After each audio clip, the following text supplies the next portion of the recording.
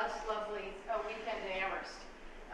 It's a pleasure to come before you. I've always felt it to be an enormous privilege to teach at Amherst College and to teach your fabulous sons and daughters. There couldn't be a better place to teach. And what I'm doing today is, in a sense, sharing a little bit of the feel of the classroom with you in Amherst. Now, I'm sure you've all read your assignments for today. First, we start with some Aeschylus from ancient Greece, and then we work our way up through some documents from the Middle Ages, and then we move forward to contemporary trials like the O.J. Simpson's trial. If you didn't get your readings, I will take you through a little bit of a whirlwind tour of the first part of one of the classes that I teach here at Amherst in the Department of Law, Jurisprudence, and Social Thought, called the trial. LJST is a department that we describe as an anti-pre-law program. We're not trying to train anybody to go to law school. And indeed, in some cases, we have actively ruled law school out for some of our students, for better or worse. I'm sorry about that, parents. Maybe they'll go to med school. The goal of teaching in a liberal arts college is not to teach information that's practical. It is to teach people how to think, and how to argue, and how to articulate claims well, and how to read evidence well, and in the largest sense, how to become educated citizens who can evaluate their own place in our nation, in the world, learning history, learning through literature, learning through law. This is a relatively unique department. Most liberal arts colleges don't teach law. And so the trial course is designed as a course that introduces students to trials as an articulation of values. We do talk about jurisprudence. I teach cases. I've just finished teaching cases on the Sixth Amendment right to confront hostile witnesses. Had a lot of fun with that. But in the first instance, and in the beginning of class, what I try to do is to get students to think, why do we have trials in the first place? What is it that is so important about trials that most nations that we understand to be nations amenable to our way of thinking have certain kinds of trial forms? They might not look like the trial forms in the United States. And indeed, over the course of the last couple of centuries, trials have been important to most societies. Sometimes they look a little strange, they look a little unusual to us, but what are the values that go into the trial as a forum for judgment? Why do we even have such things? So that's the largest question that I'd like to put on the table with you today. This lecture, which I hope will be interactive, is called Trials and Truths, and I'd like to focus on one question that we ask in my course, which is how do we understand what truth means in a variety of different trial forms? So I'll be talking to you today about, in brief, about a few different trial forms as they've manifested themselves historically, and ask you to think with me about the function that they play in the production of truth and the kinds of truth that seem to be derivable from these trial forms. And as it turns out, they don't always look, truth doesn't always look like what we think it is today in modern American culture. Now, I should say that teaching a course on trials is a peculiar thing to do because, in fact, trials are an endangered species in the United States. There are very, very few legal cases that actually go to complete trial. Some of you may be lawyers in the room. Are there any lawyers in this room? Okay, a few, good. I hope you'll add your wisdom as we go forward here and correct me if I'm wrong, although I get to talk about ancient Greece and I don't know what you know about that, so maybe I'll be able to get by with a few whiffs. At any rate, those of you who are attorneys, and maybe some of you who are not, know that on the civil side, most cases run through negotiation and are settled. And on the criminal side, most cases are solved via, in the end, maybe plea bargaining, something like that. In fact, the figures, one scholar named Mark Lanford did a study, 2002, not too dated, that found that only 1.8% of federal civil cases are resolved by trial. Think about that, 1.8, down from 11.5 in 1962. And only 5% of federal criminal cases went to trial in 2002, compared with 15% in 1962. So you can see that that trials are a diminishing legal event, if you will, in the United States. There are similar declines on state levels. According to another scholar, plea bargaining now accounts On the criminal side, for over 90% of all convictions. So you might say, well, Professor Umphrey, why are you teaching the course on something that's going away? I mean, what's the point? And in fact, it's a good question to ask, and I think the answer is that trials are much larger than their actual empirical manifestations for us. I think in the United States, and this is not a claim I can defend empirically, but I can send you to popular media and see what you think. I think that trials take up a large part of the American imagination. I don't know if there are any trial watchers in this room, but if you think about something like Court TV, if you look at newspaper headlines in any major newspaper, if you go online now and look at the new websites where you can be a juror in an actual case, you see that there is a continuing interest in trials as a kind of drama. I also think trials are the place where we articulate certain kinds of core values and debate them, and watch ourselves negotiate over those core values. And so certain trials will pop up that become about much more than themselves. The O.J. Simpson case, for example, on the one hand, from a prosecutorial point of view, an easy case, a kind of run-of-the-mill, nasty murder case, turned out to be, well, we all remember, don't we? The O.J. Simpson case. It became a case about a referendum on race and police racism in this country. Anybody from LA here? Los Angeles? Okay. So you went through that, you'll remember that, but I think we all remember the O.J. Simpson trial and the way that we couldn't not know about it. Now that's an extreme example, of course. But I think trials are important in our country in particular because, as Tocqueville put it, they're sort of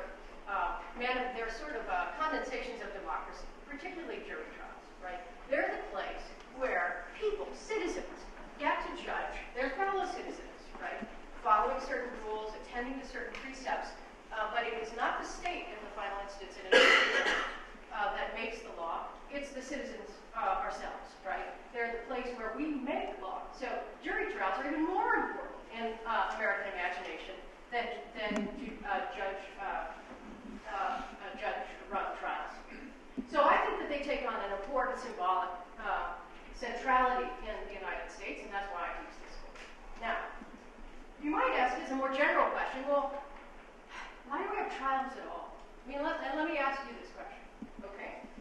Why do we have trials at all? Suppose we could come up with a more efficient method of deciding whether someone is guilty or not of a crime. Now, and I'll say that I'm going to restrict our conversation, if I can, to the criminal side. It's what I know best. But please chime in if you want to add something for the civil side. So, suppose I were to ask you this. Why do we have trials at all? Why don't we, if we want to decide whether, somebody named John Brown committed a crime, why don't we just give him truth serum? Why don't we say, well, we've invented, suppose we come up with a medicine that's quite accurate, right? Something we can inject or something that can be inhaled. And we say, well, John, we want to know whether you committed this breaking and entering. So you go in that room and we're going to give you a little injection. It's not a big deal. And then you'll tell us and then we'll be done. How do you feel about that? Yes? It discriminates against your amendment rights. I don't know which amendment. Oh, those rights. Oh, no. We have to bracket the rights for a minute if we're going to have this conversation. Rights are impediments, aren't they? Right? They get in the way. They make us do things that are inefficient. Rights are not efficient. So let us, for the moment, if you will, let us bracket the question of rights. We'll return to rights at the end of the conversation. Suppose we didn't have the Sixth Amendment or the Fifth Amendment or Fourth Amendment, First Amendment, but we were really interested in the problem of solving disorder, social disorder, and we have this new medicine. Feel okay about using it? No. Why not? My students don't like it either. You don't like it. Why not? Well, it would take a lot of convincing to that the medicine itself can be relied on to procure an honest answer because you're altering a mind.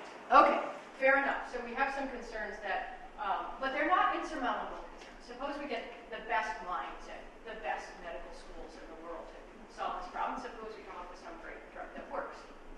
How do you feel that? 100% accuracy. This might be an additional point. I think we want to see the person for who they are because I think we're innately curious about whatever lies within our personality, we rely on ourselves to infer whether that person is biased or not. Whether we're correct in that is another issue. Okay. So I think we're implicitly curious. We're implicitly curious about more than just the fact of the matter at issue. Yes. No, we're not. The question of whether someone did something doesn't determine whether they're guilty or innocent, because they can't tell you all the other circumstances that might be surrounding the act that determine whether a crime occurred, and that's why you need a judge and a jury. I can say, yes, I killed the person, but that may not answer the question, well, I thought they were about to kill me, I was under some other type of duress, so there are other facts besides that person's testimony as to whether they're guilty or innocent. That the medicine won't tell you. Okay, great. So that guilt is more than an accounting for what happened. Guilt is an assessment of mind, right? If you've gone to law school, you know that you have to prove a crime, you have to prove both actus reus, the thing itself, right? The act itself, and mens rea, the state of mind. So maybe the truth serum wouldn't help us with that. Maybe there are more complex moral and ethical questions that come into play with judging guilt. Any other particular? Well, I think we're moving to that with DNA, for example. I mean, right.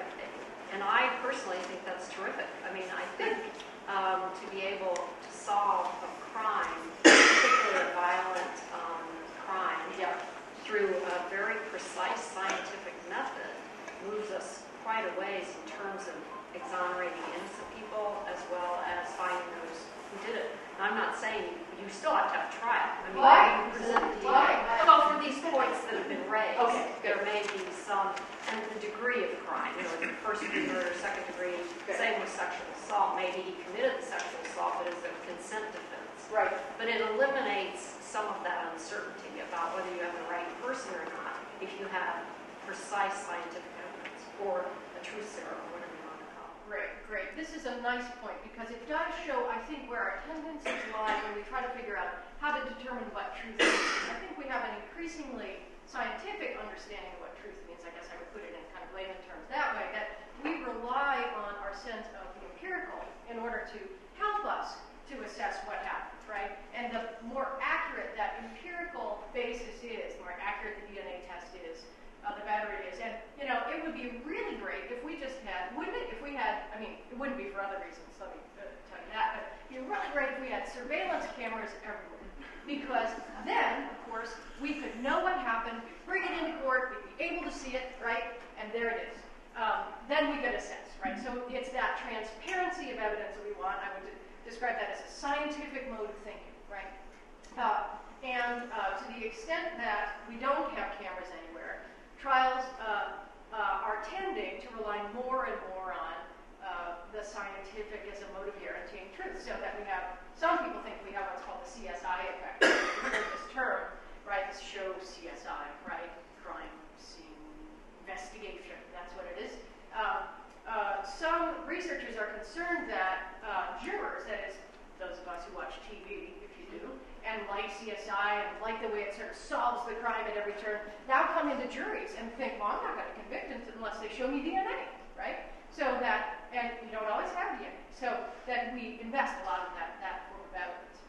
We don't have video cameras everywhere. That, by the way, contra what all of our Supreme Court judicial nominees say, means that judges are not umpires, right? They don't call balls and strikes. Jurors can't call balls and strikes. They can only interpret a representation of the past. Trials are really recreations and representations through language and evidence of the past. They're not the past itself. Trials are similar to paintings, right? If you have a painting of a chair, you don't have the chair. You judge the painting, you don't judge the chair. That's what trials are. Okay. So, are you not comfortable with truth serums as the final determinant of guilt? Other things come into play. Good. Well, how about this? Why don't we have trials in which we have an investigating magistrate gather all the documents that you need, and then send the documents off to the deciders, and they're bureaucrats in some office, and the deciders look at all the documents and say, guilty or not guilty.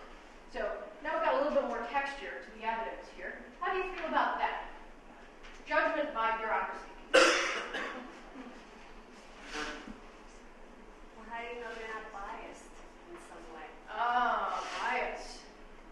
So how do our live trials help us with that problem? Well, in selecting a jury, the selection process hopefully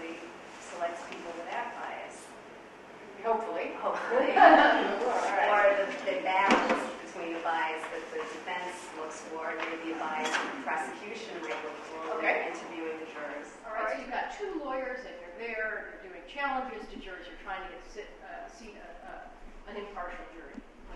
Okay, so there's something about the elaboration of the trial process that matters there. Other objections to trial by bureaucracy.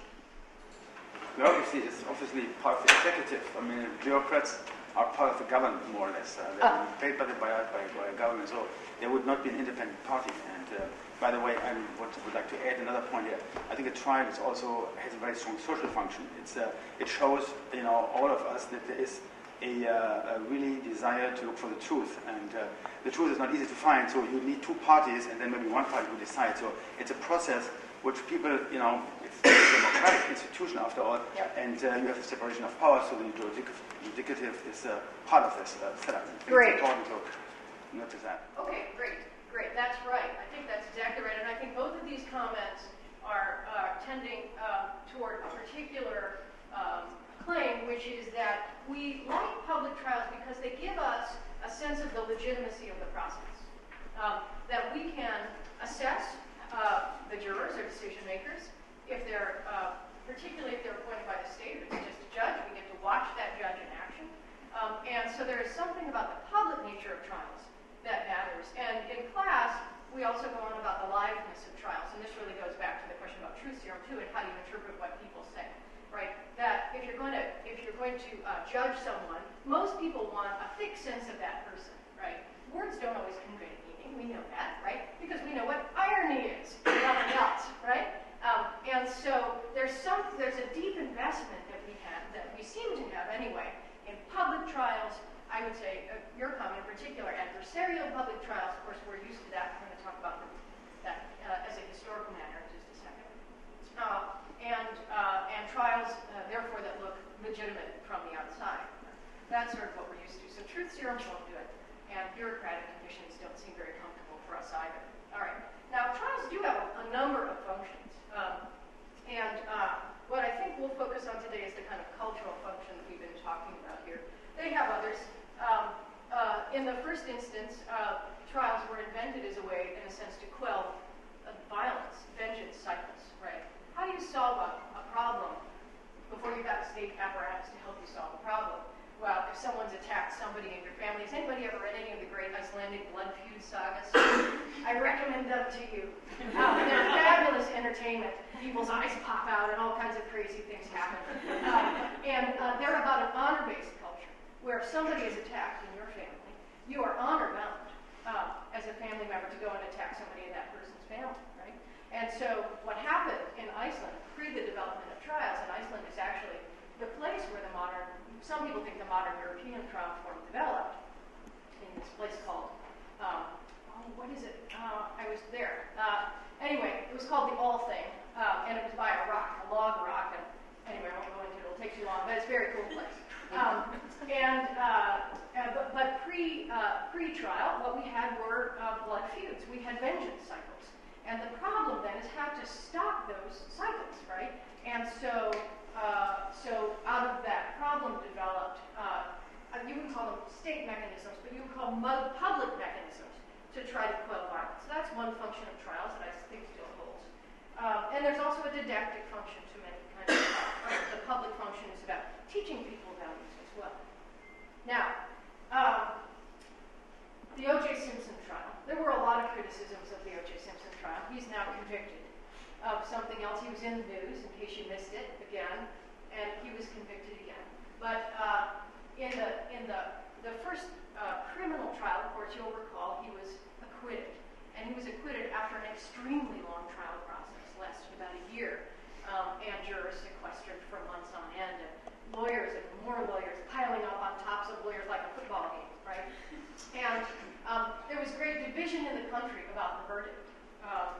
There was concern, I think, articulated on both sides, one side more strongly than the other, that is the critique of the acquittal, that the trial got so over-elaborated, right, that it lost sight of the truth, right? And so most of the critiques, if you're going to engage in a critique of the O.J. Simpson trial, really boiled down to that, right? Judge Ito didn't do a good job, there were too many fancy lawyers in the room, they changed the question, et cetera, et cetera. All boiled down to the problem. But didn't actually find the truth, right? you might ask, well, why do we have lawyers at all in trials?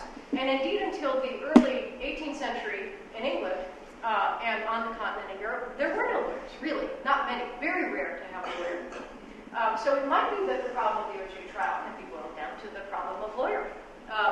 Now, sorry, lawyers, I'm a lawyer, what can I say? I want to walk you through a history, a very condensed history of trials, a few different trial forms, pre-lawyer, and try to show you the ways in which the problem of truth was addressed. How do we try to figure out, trials have to be about truth finding. Otherwise, you just have the arbitrary imposition of violence randomly on somebody you think might be guilty, right?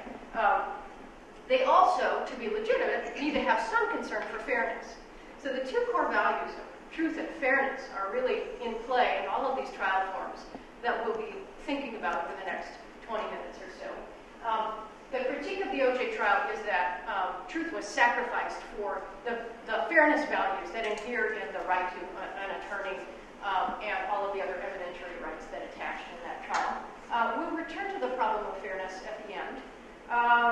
But I think what I want to say is, in the first instance, I want you to understand that the O.J. Simpson trial, or its more common, variants, are historically relatively new. That the adversarial trial lawyers really developed in England in the really took off in England in the mid-18th century. And so that there have had to be other ways to try to figure out how to get at the truth in a fair manner. Now I'm taking my comments from a variety of texts that I teach in my class. If you're interested in this at all, and you have a lot of spare time, as I'm sure we all do, there is a nice popular history that covers some of this ground I thought I would just mention to you. It's a book called The Trial by a guy named Sarat, K-A-D-R-I. So if you want to go back and read more about the Inquisition or Ordeals, you can pick up that book. It's got some pictures. It's a pretty good book, pretty engaging book. So what I'd like to do now is imagine a guy named John. And follow John as he gets put on trial in about 3 or 4 different venues at 3 or 4 different moments in time. And try to give you a sense of how trials work in other contexts. And the first place I'd like to take you to is ancient Greece. Okay? Ancient Greece was the place where, at least according to written history, which is what we have, the first recognizable trials were held. All right? Trials were born of this concern that vengeance cycles needed to be quelled. You can read a harrowing example of the problem of vengeance in Aeschylus's trilogy, or dramatic trilogy, The Oresteia, which I teach, which is about a guy named Orestes. Orestes is the son of Agamemnon and Clytemnestra, right? It's ringing a bell for some of you, right? And I won't go through the whole highly elaborate family history that cursed this house, because it's pretty long and entangled. But Orestes is forced to kill his mother Clytemnestra, because his mother Clytemnestra killed her husband and Orestes' father Agamemnon, because Agamemnon had to sacrifice their daughter Iphigenia in order to go off and fight Troy. So you can see how this is working, right? So Agamemnon kills Iphigenia, Clytemnestra kills Agamemnon, and Orestes is now bound to kill his mother. And he's a little ambivalent about it. As you can imagine, these Greek tragedies are so great. I also teach Oedipus, which is even better. And what happens is that Orestes does end up killing Clytemnestra and her lover, and has the protection of Apollo, but is visited upon by the Furies, right? And the Furies are ancient goddesses that are representative of vengeance. You're not supposed to kill your parents, right, parents? Right? Don't kill your parents. It's a really bad thing to do. And so, he's condemned essentially to torture and eternal hell because he's killed his mother. And Apollo advises him to flee to Athena, right? Go to Athens and see if Athena can help you with these horrible Furies with their black and they're streaky. They're like the Dementors in Harry Potter, as I imagine them anyway. I don't know for sure, thank God. But they followed him there. And Athena sets up the first court, mythologically speaking. summoning 10 jurors, citizens of the city, to come and sit in judgment. And eventually she casts the deciding vote. It's not exactly fair, but she casts the deciding vote in favor of acquittal. And so Orestes is acquitted or exonerated or expiated, is probably a better term. And she, in her wisdom, is able to calm down the Furies and turn them into the nice Eumenides, and they become the patrons of the city. All right. So the point is, that's the imagining of the first trial. Now, suppose your name is John Socrates, okay? And you've been accused of heresy and of corrupting the youth of Athens. What kind of trial would you have? Let's see, I think I have a rendering of this trial. Let's see if I can figure out how to do this. It's, all right. This is an imaginative rendering of the Agora and in ancient Greece. And here is Socrates. And around him are sitting 500 citizens. 500 citizens. He's accused by a couple of people, and one guy, Meletus, comes up and makes an argument against John Socrates, we'll call him. I don't know why I'm doing this John thing with Socrates, but John Socrates. There are no witnesses, and Socrates himself, Plato tells us, argues back. What you have is a rhetorical contest in front of 500 jurors. He says in the very beginning of his speech, oh my gosh, those guys were so good at speaking, I'm already convinced I'm guilty. They're such good rhetoricians that there's no way I'm not a good orator. I'm not sure I can convince you of the truth of my claims unless you understand that truth is related to justice. So he tries to argue his own case. This is a relatively typical Greek trial. You have a contest, a rhetorical contest, not a combat, but a verbal combat. Socrates loses because the jurors, 500 of them, vote about 280 to 220 against him. That's the verdict. They don't ask questions. They don't see witnesses. They don't talk to each other. Now, of course, they knew Socrates, right? He was a citizen as well. Athens wasn't a city at the time. And they knew him in a kind of peculiar way, which is that the Athenians had just restored their democracy after the war with Sparta ended. The oligarchs took over and then finally were expunged from the city. And Socrates had a kind of a shady role to play when the Athenian Democrats were kicked out. He stayed behind. He wasn't exactly sympathetic with the Spartans, but he wasn't exactly helpful to the Democrats either. So Socrates is accused, we think, in part because he had a politically compromised role during the war and aftermath. And of course, we all know he's sentenced to death. He actually says, he gets to argue his own sentence, and he says, well, okay, you've convicted me. What I think you should do, based on my own sense of responsibility and guilt, is give me a very nice banquet in the fanciest hall in town. And they didn't like that answer either. So they condemned him to death. And you know, he drank hemlock himself. He was supposed to leave the city. They were hoping he would run away, and he didn't. Just an honest man he is. So now, let's think about this for a minute. You all imagine this is the Agora, and you are the jurors, okay? What is it that's going on when you vote on, let's call me Socrates, I really don't think that's a good thing to do, because I don't want to miss that's a bad thing to do, but what are you doing? What kind of truth are you agreeing on when you vote in this manner? You haven't asked me questions, you haven't seen witnesses, you know my background, you know my personality, you don't talk to each other, you just vote. What kind of relation to truth-seeking is that? Does it have any relation to truth-seeking? You don't think so. Why? Why doesn't it have any relation to truth-seeking? Yeah. Well, I think they're forming their own opinions, and they're setting their opinions, and that's it. Okay, so you're thinking they're biased when they come in, and the rhetoric might not matter at all. There's nothing else to change the story one way or the other, right? If we were to try, and I think I would elaborate on this and say, if we think that scientific evidence is the best way to prove the truth of the matter at issue, did this guy actually corrupt youth? Wouldn't we want to have some youth come in and talk and see if they're corrupted? Something like that, right? Just a little bit of evidence, right? We want that kind of empirical grounding, and this feels uncomfortable. If you were going to defend this as a mode of truth-finding, is there any way you could do it? If you were to say, well, maybe that form of truth is kind of a modern understanding. truth. Is there any way you could do it?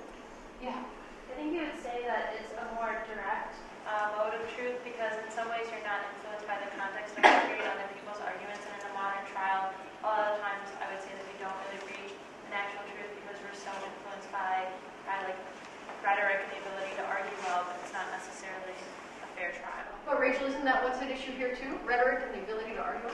I think, but for the individual, I don't think that they don't have lawyers, they don't have people who've been trained in the ability to read cases and defend themselves. Okay, so you're looking at the person that you're judging, and you're judging them in part on what you know about them, and in part on the performance they're offering. Yes. I would argue that it depends on what that society really defines as truth. Yes. If truth is silence or if truth is consensus and nothing else, then there was truth. Okay. And if there are no standards that define what truth is, and if that society was based on no standards at all, right. Then therefore the truth. Okay. I would think that's not our way.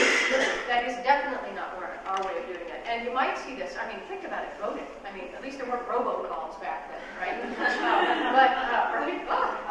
But what does voting tell you? What does voting tell you? Voting tells you a certain set of political commitments that come into play in relation to specific events or specific purposes.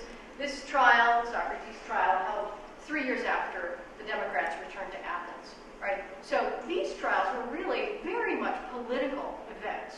They were meant to articulate certain kinds of sets of values important to the community, to the Democrats there. And in a sense, you might say that the goal was not so much to determine did Socrates actually corrupt youth. In a specific sense, was there an instance of corruption here on that day and an instance of corruption there on another day? But rather, right, to set up a set of community norms about, in a fragile democracy, about what was right and what was wrong to do. And to the extent that that's what these trials did, you might say, well, that's very suspect. That looks like politics to us. That doesn't look like law, right? But if you think about what came before, the Furies, right, vengeance, in other words, you might say, well, there's some purpose in setting up public norms. And how are we going to determine what those public norms are in a democracy? Well, what do? We vote, okay? So I think that there is a defense of this trial form here. It doesn't look much like ours. Well, or might not look much like ours. We'll have to wait and see. We've got a few more minutes to decide that. But it had a public purpose. It was not unattached to the truth, but it wasn't attached to the truth as we understand trials should be, right? Was it fair? Well, that's a question. Hard to say, right? Socrates certainly didn't think so. If you equate truth and justice, he would think this is an unjust trial. There aren't many procedural protections. There's no Sixth Amendment for Socrates, right? What he does have is hearing. If it's fair because the public is looking on. We might say there are some guarantees against corruption. But in the end, not many, right? If 280 jurors were corrupted, 220 couldn't, in the end, do much about it. All right, so that's the ancient Greek trial. Now, if we were to move quickly forward, skipping Rome, which is always a sad thing to do, then the place we land in is the Middle Ages.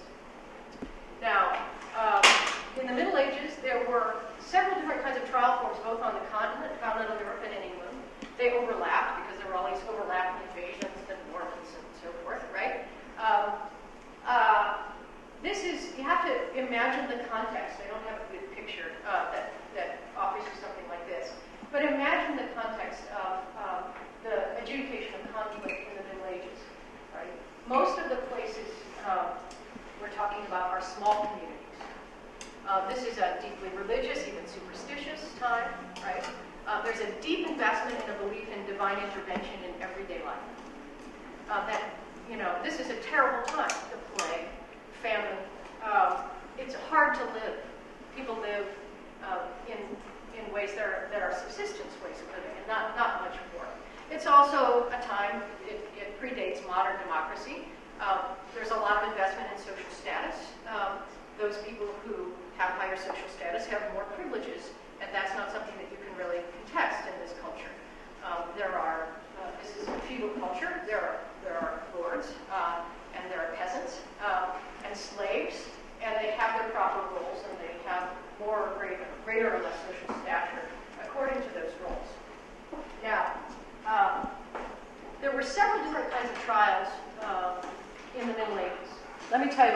particular might sound a little odd to you, called trial by oath.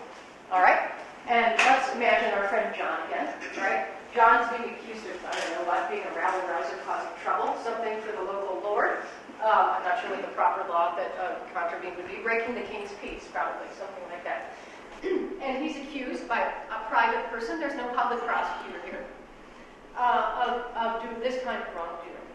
Trial by oath then consists of John calling, let's say John has some social stature. He's not a slave, okay? He would call maybe 30 people from the community to come in and swear an oath on a holy relic of the Bible or some kind of saint's relic wearing, something like that, to his innocence. They'd swear an oath to his innocence. And if he could find 30 people in the community willing to swear an oath to his innocence, he was set free. All right? Now, that sounds kind of odd. I mean, there isn't much of a conversation about what even happened, right? What's going on here? If we were concerned with trying to figure out the truth in a relatively legitimate way, why might this form work? Any ideas at all? You might be worried that John's going to bribe 30 people. It certainly could happen if John had enough money. Why might this form work? Why invest some hope in this form? Making a new judgment based on his person, which, if he's a generally decent human being, his likelihood to commit a crime is more unlikely. Okay, good. So reputation really matters in small communities. I don't know how many of you live in very small communities. Amherst College is a pretty small community, right? Students, right? Does reputation matter at Amherst College? It might, right? If you were accused of dorm damage, right, and nobody had seen you, and you were, known as a goody two-shoes, right?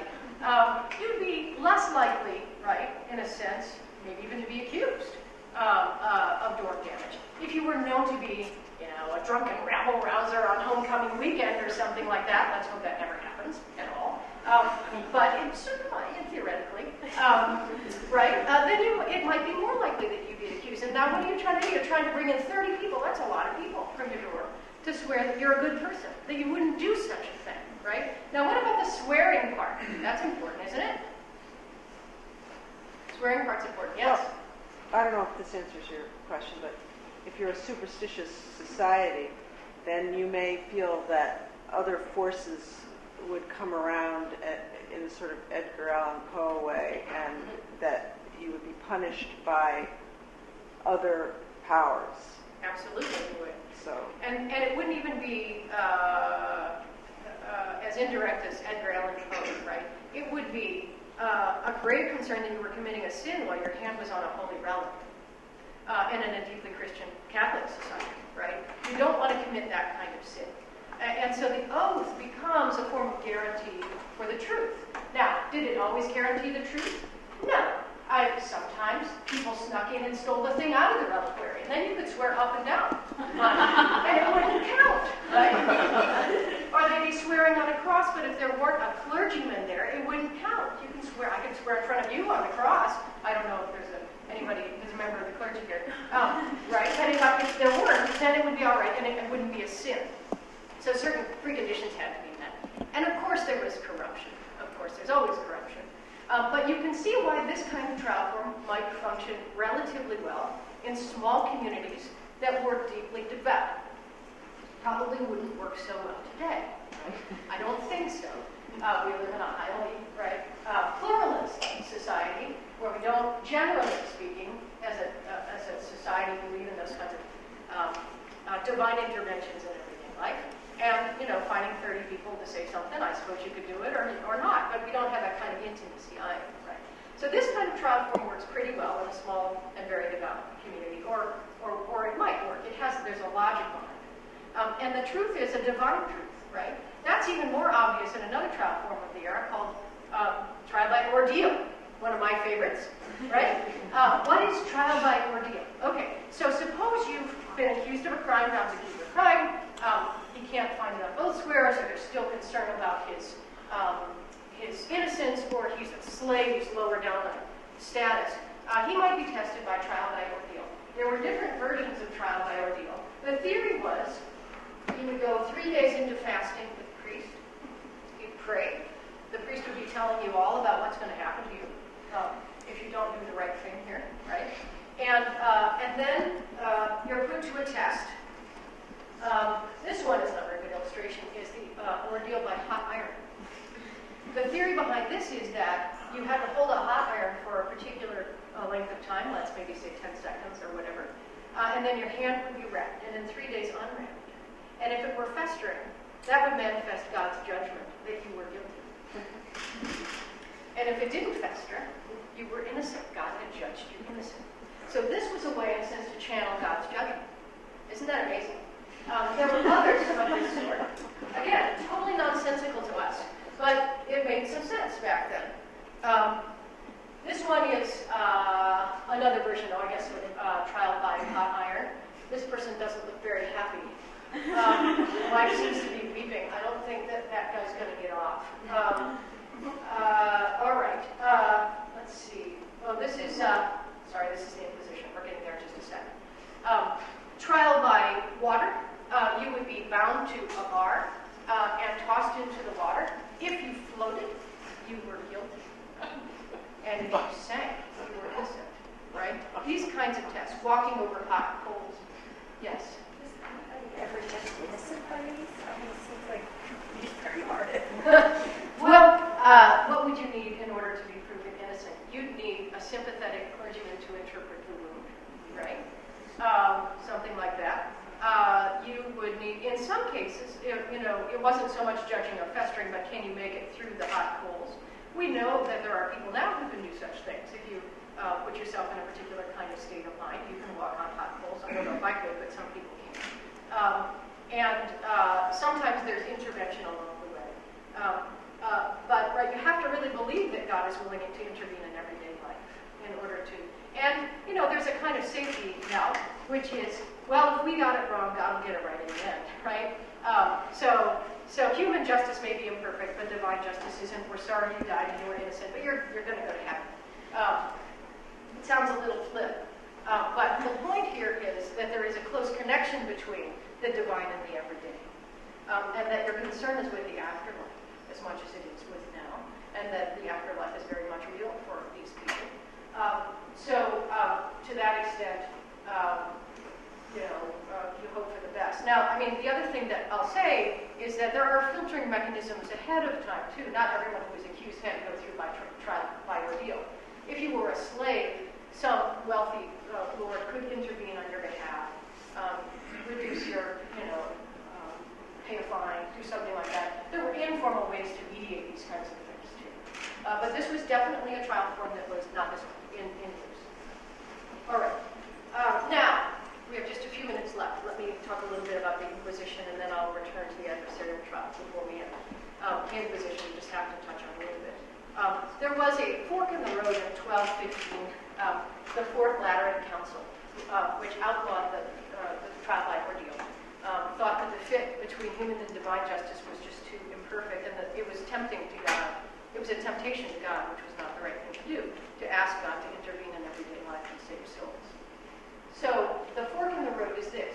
In continental Europe, because of a concern for a rising heresy, in France, in what was France, or would be France, Germany, Spain, Italy, there was a movement toward the Inquisition. In England,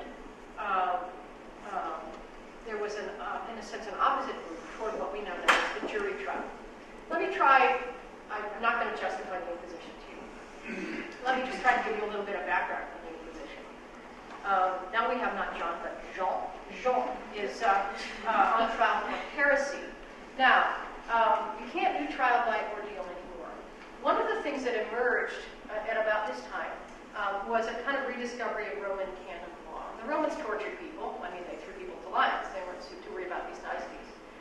And the Romans had a set of proofs that proved very useful in Inquisition settings. And they were very high. The standards were high because the concern is now that we've gotten rid of the ordeal, all we have is a judge to come down with a decision here, and we're concerned about judicial discretion. So these rules actually were supposed to be defendant-friendly, if you can believe it. Okay, so you're accused, John is accused of heresy, or another kind of crime. in order to be convicted, he either had to confess or there had to be 2 eyewitnesses to the crime. 2 eyewitnesses. Very difficult standard to meet. Very difficult. There's not a presumption of innocence at this point. You know, if there's suspicion, then you're presumed to be probably guilty. But you have to have 2 eyewitnesses in order to convict, or a confession. Jean doesn't want to confess. So in Roman law, what they had was a system of half-proofs. If you had 1 eyewitness, that was called a half-proof, or if you had circumstantial evidence, you had a half-proof. And then to get to a full proof, right, you had to sort of work toward a confession. So the reason confessions were important in the Inquisition, and the reason for these tortures, this guy's being strung by his thumb with a weight on his feet, horrible, horrible, was to get a confession. Not because it gave great pleasure to those nasty, monks and priests from Italy, but because the law demanded a confession before you could be convicted. If you didn't have 2 eyewitnesses, that was the only way you could be convicted. Now, so the thought was, well, how do we get people to confess? This is being broken on the wheel. Okay. So these kinds of physical tortures were introduced in order to produce confession, and they were supposed to be regulated. That is, you start by just showing people the instruments of torture, and then you try to make them nervous and see if they'll confess. And then you go higher, and then you go higher. The theory is if a person doesn't confess, right, they've got the strength of God's will behind them. If they do confess, the confession has to be introduced again in open court. This guy is in irons that have been stuck into his knees, and he's getting leg screws put on. Very nasty, right? Very nasty stuff. You had to confess in open court. So there was a concern for legitimacy here, but all of these tortures were done in secret, and of course they're obviously susceptible to terrible abuse, right? So we have this nice, very rigid system of proofs, but of course in private.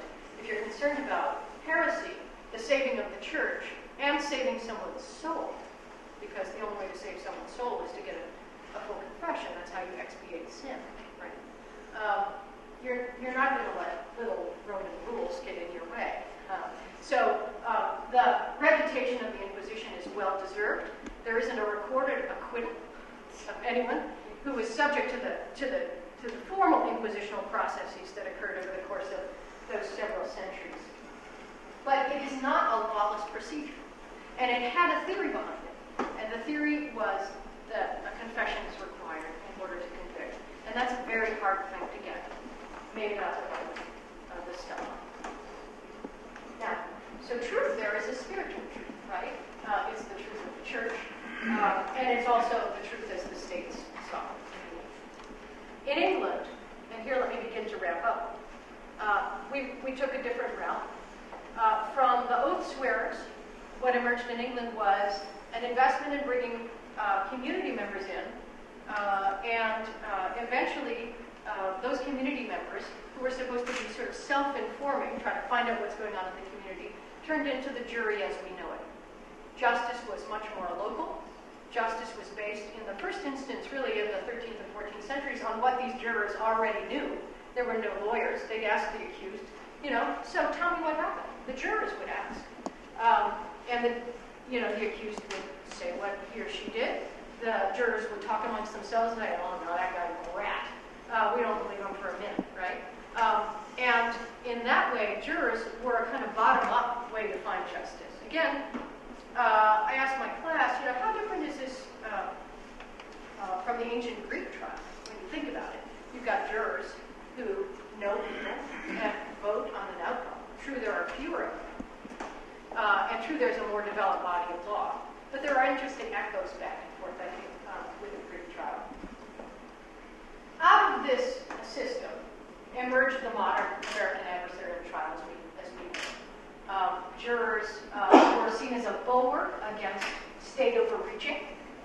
And over the course of time in England, as we move from the 13th to the 18th centuries, as the state increased in power, prosecutions against traitors like Sir Walter Raleigh began to show these tinges of the inquisitional, right?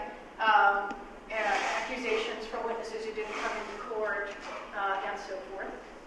What developed was a lawyer-based system of adjudication. And fairness becomes much more of an issue. So now just let me read you the text of the Sixth Amendment, and then we'll come to a close. The Sixth Amendment is passed in 1791 in the United States. In all criminal prosecutions, the accused shall enjoy the right to a speedy and public trial. That's anti-inquisitional, isn't it? By an impartial jury of the state and district wherein the crime shall have been committed. That's local, not quite self-informing anymore, justice. Which district shall have been previously ascertained by law, and to be informed of the nature and cause of the accusation. Again, an anti-inquisitorial move there. You have to know what you're being accused of. To be confronted with the witnesses against him. To have compulsory process for obtaining witnesses in his favor, and to have the assistance of counsel for his defense. Right? So those are those nasty Sixth Amendment rights that we have. Why are they there? Well, they're not nasty at all. In context, of course, they're designed to prevent overreaching state power.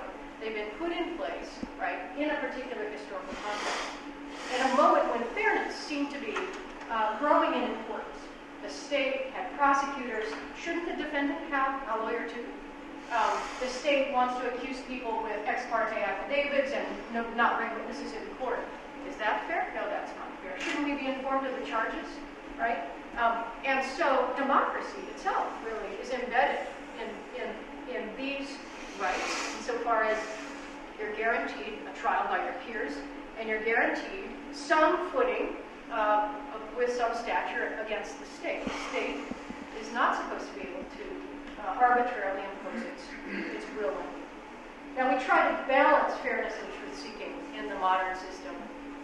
There are a lot of criticisms that emerge. The O.J. Simpson trial is a good place for such criticisms. But as we close, I'd like to just mention one more trial, the quasi-trial, the trial of Salim Hamdan, the guy who was in Guantanamo, tried by military commission.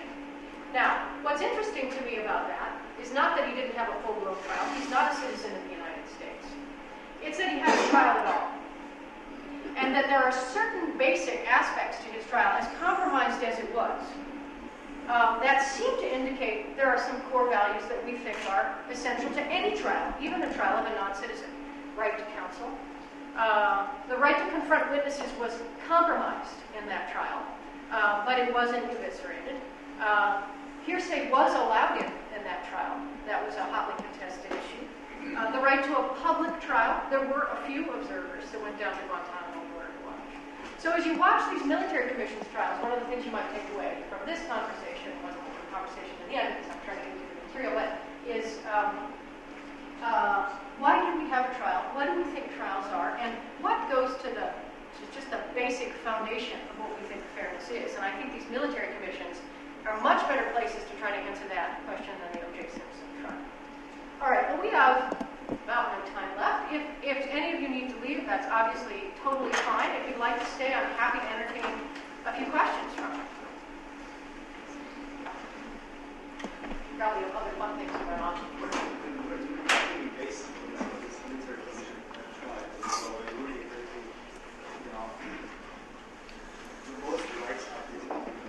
Yes, most rights are. The military commissions were set up in 2006 by Congress after the Hamdan versus Rumsfeld case. Hamdan was captured in Afghanistan. Oh, I have a picture. You've probably seen it. There it is. This is not a picture in Guantanamo, by the way. That's a pre-Guantanamo picture. He was allowed to see a lawyer only 3 years later. The executive branch drew up a sort of sketch for military commissions, which are diminished trials of court-martial based on military law. Hamdan, through his lawyers, challenged those military commissions written out, designed by the executive branch, and the Supreme Court upheld that challenge for a variety of reasons, one of the most important of which was that Congress had not agreed to this structure and that it seemed to contravene some core principles or some statutory language that Congress had passed. So after Hamdan versus Rumsfeld, Congress said, well, okay, court, we're going to pass something now, and pass the Military Commissions Act of 2006, and that's the basis for Hamdan's trial.